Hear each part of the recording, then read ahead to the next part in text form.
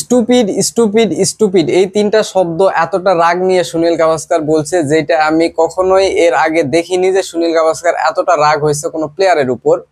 এবং আসলে আপনারা যারা ক্রিকেট খেলা দেখেন তারা অবশ্যই জানেন, যারা কমেন্ট্রি করে তারা কিন্তু সরাসরি লাইভ চলাকালে কমেন্ট্রি করতে করতে কোনো প্লেয়ারের এভাবে সমালোচনা করে না, কারণ তারা একটা প্রফেশনালিজমের ভিতরে থাকে।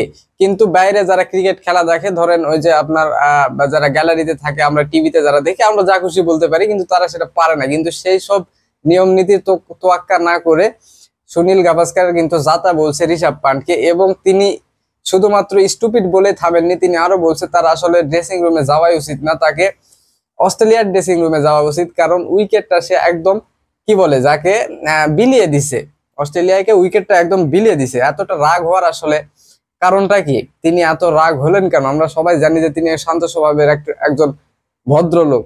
তো এমনিতে ব্যাকফুটে আছে হচ্ছে ইন্ডিয়া, একে সিরিজ ড্র আছে এবং একটা হচ্ছে থার্ড টেস্ট হচ্ছে ড্র হয়েছে। এমনিতে একটা চাপ হচ্ছে যে এই সিরিজ যদি হারে ইন্ডিয়া, তাহলে কিন্তু তারা হচ্ছে টেস্ট চ্যাম্পিয়নশিপের ফাইনালে যেতে পারবে না। এই চাপটা কিন্তু ইন্ডিয়ার আছে। সেইখানে চতুর্থ টেস্টে যেটা ইন্ডিয়ার জন্য মাস্ট উইন একটা ম্যাচ, সেখানে প্রথম ইনিংসে অস্ট্রেলিয়া 474 রান করছে।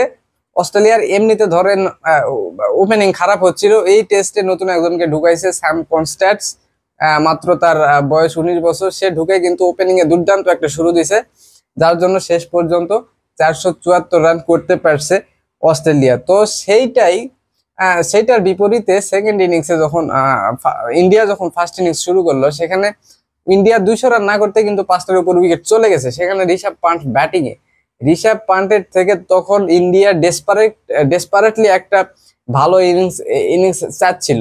সেখানে ধরেন একটা শট সে অ্যাটেম্প্ট করছে একই সাইডে, যেখানে সে ক্যাচ আউট হয়েছে, সফল হতে পারেনি। ঠিক তারপরেই সেম শট আবারও দিছে এবং ক্যাচ আউট, যার জন্য কিন্তু একদম তাকে ব্রেইনলেস স্টুপিড বলে যাতা বলছে সুনীল গাভাস্কার। তো আসলে আপনাদেরকে যদি জিজ্ঞেস করা হয় ইতিহাসের না, এই বছরের সবচাইতে জমজমাট টেস্ট সিরিজ কোনটা, আমার মনে হয় এই যে ইন্ডিয়া এবং অস্ট্রেলিয়ার চতুর্থ টেস্ট। এই টেস্টে কি হয়নি, বিরাট কোহলিকে ইন্ডিয়ার সকলেই ভালোবাসতো, সেখানে বিরাট কোহলিকে নিয়ে তারা স্লোগান দিচ্ছে বিরাট ইজ এ হোয়াইট ডগ। হ্যাঁ ঠিক আছে, তারপরে বিরাট গিয়ে সেখানে বাউন্ডারি লাইনে তার সানগ্লাস উঠাতে গিয়ে অস্ট্রেলিয়ান দর্শকদের উদ্দেশ্য করে থুতু ফেলতেছে, এই টেস্টে এসব হচ্ছে। তারপরে স্যাম কনস্ট্যান্স যে হচ্ছে 19 বছর বয়সে ডেবিউ করছে, বিরাট কোহলির অর্ধেক বয়স, সেখানে তাকে ইচ্ছে করে গিয়ে ধাক্কা দিচ্ছে বিরাট কোহলি। হ্যাঁ ঠিক আছে, এমনিতে আমরা জানি ইন্ডিয়া অস্ট্রেলিয়াতে টেস্ট ম্যাচে এরকম আসলে হয়, তবে এইটা একটু বেশি বেশি হয়ে গেছে। এবং বিরাট কোহলি কিন্তু আইসিসি বিরাট কোহলিকে কিন্তু জরিমানাও করছে, ম্যাচ ফির 20% মনে হয় 4 লাখ টাকার মতো। এই হয়েছে অবস্থা। টেস্ট তো খুব জমজমাট চলতেছে, দেখা যাক আসলে রেজাল্ট শেষ পর্যন্ত কি হয়। যদিও ইন্ডিয়া 369 রানে অল আউট হয়েছে, তবুও ম্যাচটা এখন 50-50 হয়ে আছে, কারণ সেকেন্ড ইনিংসে কিন্তু অস্ট্রেলিয়া খুব একটা ব্যাটিং এ ভালো সুবিধা করতে পারেনি। দেখা যাক শেষ পর্যন্ত ম্যাচটাতে কার জয় আসে।